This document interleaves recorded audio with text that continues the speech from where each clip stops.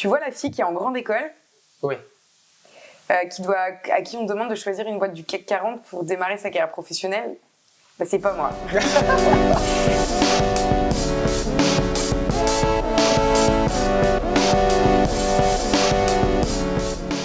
Je pars d'un pays où on mange beaucoup de beurre et où on mange beaucoup de sel. Situé au nord-ouest de la France. On parle d'une communauté, d'ailleurs, une communauté bienveillante qui aime boire des coups. Non, on parle bien de la Bretagne. Du kouign-amann, des crêpes au beurre salé. Voilà, du coup, moi, je suis bretonne pur beurre. Je suis née en Bretagne en 1988, donc je suis sur ma 31e année bientôt. J'ai étudié en Bretagne. Je suis partie à 20 ans faire un petit tour en Australie et en Asie avec, comme dirait mon père, mon sac à dos sur le dos, donc ma maison sur le dos. Puis après, à mon retour, j'ai été parachutée pour faire 3 ans d'études dans la communication ici à Bordeaux. Ouais.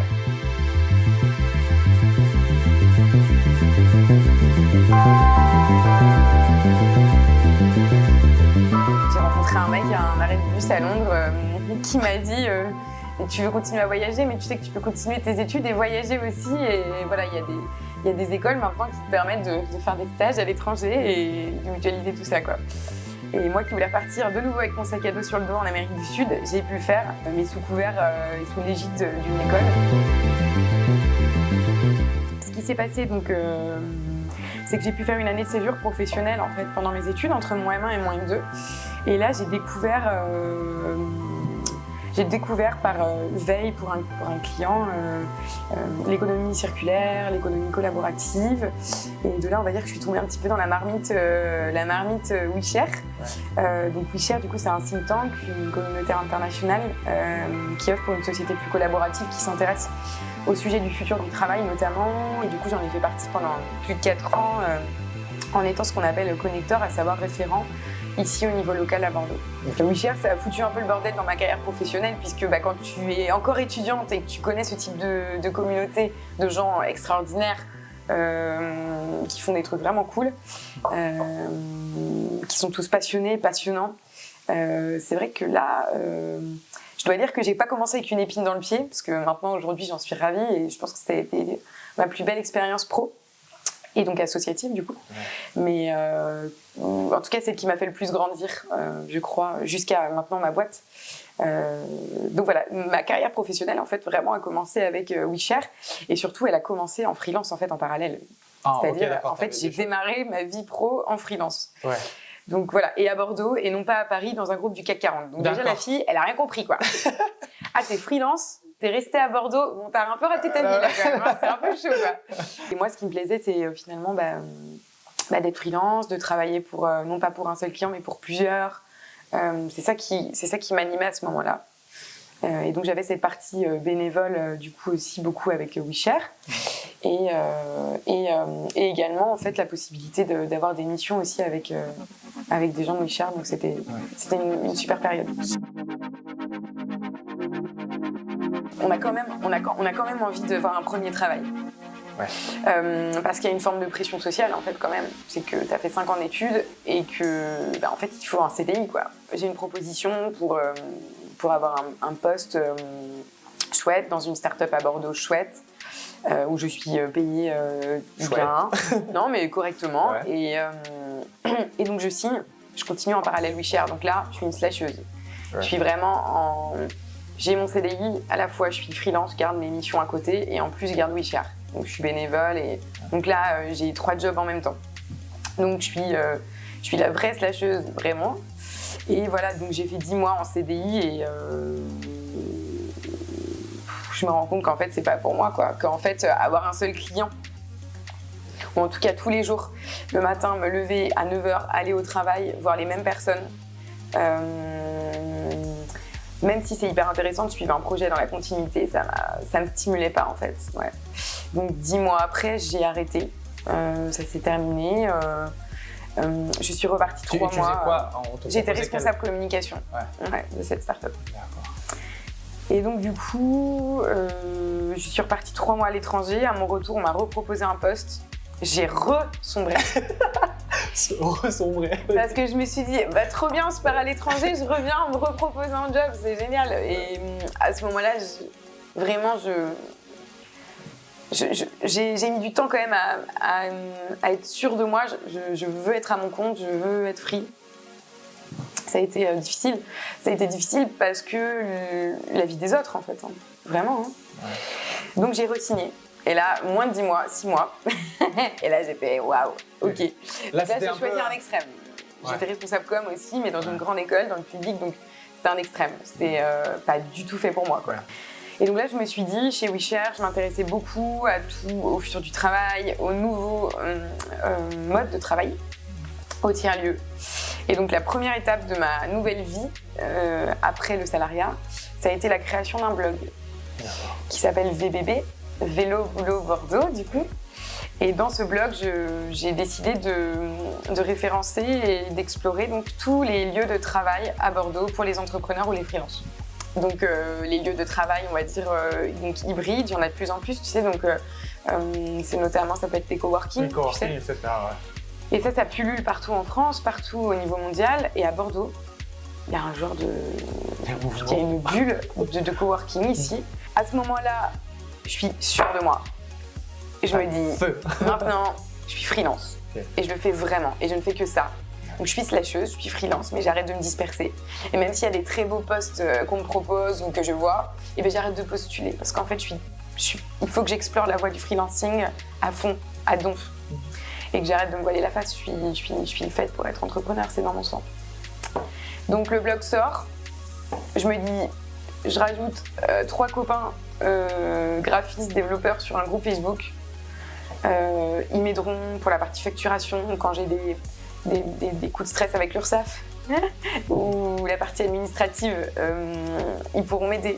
Quand je ne saurais pas combien facturer une strate de com ou une mission en community management, ils m'aideront. Et là, ce groupe Facebook où on était 3 est passé de 3 à 1200 ou 1300 maintenant freelance à Bordeaux. Sur Bordeaux. Ok, il y a une émulation. Il y a une émulation autour du sujet des tiers-lieux, il y a une émulation autour du sujet du freelancing. Et c'est là que j'ai créé ma boîte, du coup. Ce collectif de fous, notre boîte, c'est en fait, qui s'appelle Collectif Cosme. Et du coup, qui est le premier collectif de freelance structuré en France. Il est temps. Il est temps de croire en l'indépendant et au collectif. Il est temps de croire avant tout en la passion, en l'expertise. Croire que c'est le travail qui forge le talent. Croire que c'est de la collaboration que naissent les grandes idées. Il est temps de croire qu'ensemble, nous sommes plus forts, mais surtout plus heureux. Cosme. On a vraiment essayé d'imaginer un nouveau modèle de travail, un nouveau mode de gouvernance et plus juste et plus transparent. Mais on est freelance, quoi. Et dans le mot freelance, il y a free, il y a libre. Et donc, du coup, l'enjeu, c'est trop de process, tue les process. On a quitté le salariat pour la plupart d'entre nous. C'est pas pour retrouver des règles, des process d'entreprise traditionnelles.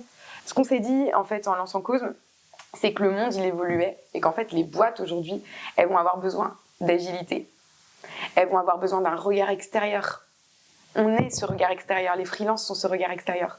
Les boîtes, elles vont avoir besoin de réactivité et elles vont avoir besoin d'une grosse culture entrepreneuriale. Nous sommes entrepreneurs. On peut vous apporter ça. Mon rôle aujourd'hui, en tant que pilote du vaisseau Cosme, c'est d'accompagner, tu vois, les boîtes, d'un côté, à intégrer des freelances dans leur structure et de l'autre côté, en fait, de piloter, de sourcer des profils de freelance qui, pour moi, ont des bonnes compétences, qui sont bons dans leur job, et en fait, de les réunir ensemble. Et là, ça fait tout.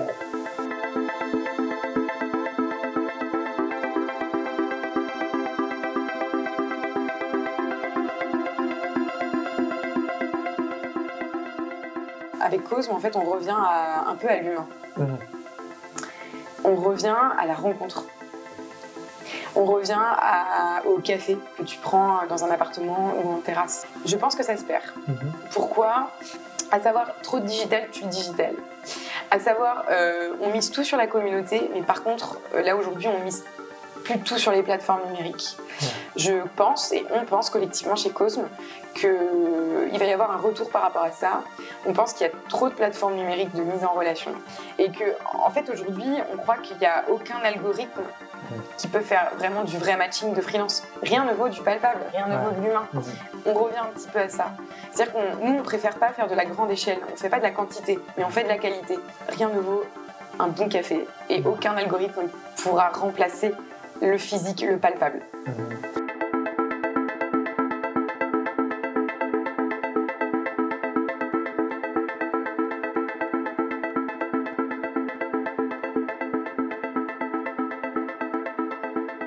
J'ai souscrit chez WeMind quand j'étais free. Et du coup, j'ai fait la bascule en créant du coup, le collectif Cosme. Et moi, je suis super contente de trouver des boîtes qui nous ressemblent, en fait, parce que je pense que chez WeMind, en vous connaissant de plus en plus, vous partagez les mêmes valeurs. Et derrière ce chatbot, il y a des vrais humains. Et ça m'a fait halluciner, en fait. La première fois, je me disais, ouais, les mecs se donnent des noms. Harold, coucou Harold. La dernière fois, c'est les mecs se donnent des noms. Et en fait, du coup, Non, en fait, ça s'appelle vraiment Harold, les mecs. J'ai vraiment mangé avec lui il y a 3 semaines à Paris. Donc, en fait, ils existent. Et en fait, ça me fait kiffer. Ouais. Et en ça, on partage les mêmes valeurs avec WeMind, évidemment. Évident. Je pense qu'on a besoin vraiment de porte-parole, parce qu'aujourd'hui, il y a beaucoup de gens qui sont quand même inquiets de la situation des freelanceurs. Ce qu'on nous a déjà pas reproché, mais ce que j'ai déjà entendu, c'est qu'on précarisait en fait, finalement le travailleur indépendant, encore plus qu'il ne l'était déjà. Je pense que WeMind a un vrai rôle de porter la voix, et je veux dire, on peut la porter collectivement avec Cosme aussi, ensemble, et toutes ces structures qui vont proposer des services pour les freelances doivent avancer dans la même direction.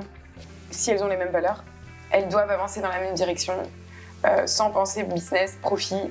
Il faut trouver des solutions, parce qu'on est à l'aube d'un gros changement auquel je pense qu'on n'est pas du tout préparé.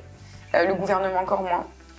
Les entreprises encore moins, et peut-être bien nous-mêmes encore moins, où il y a un nombre accru de freelance. Je le vois tous les jours sur ces groupes Facebook, ces communautés que je crée, sur le nombre de gens qui me contactent pour travailler avec Cosme quotidiennement.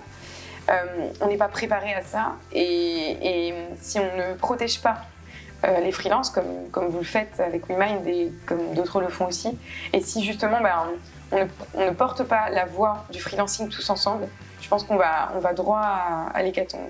Il faut qu'on s'unisse, il faut qu'on porte la voix, et il faut que les freelances soient protégés au maximum, parce qu'on ne peut pas être si nombreux, il faut qu'on soit protégés. Pauline, t'es exceptionnelle. C'est bien ça. WeMind, en un mot, deux mots-clés, qui viennent dans ta tête là, comme ça. Mais WeMind, professionnel, bienveillant et humain. Palpable, genre des vrais gens. Truc de fou. Pas des bots. Des bots.